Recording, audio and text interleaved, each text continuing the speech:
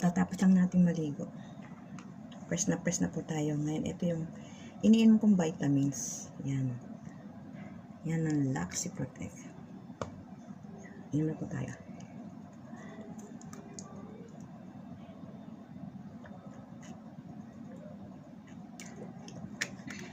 Kita nyo.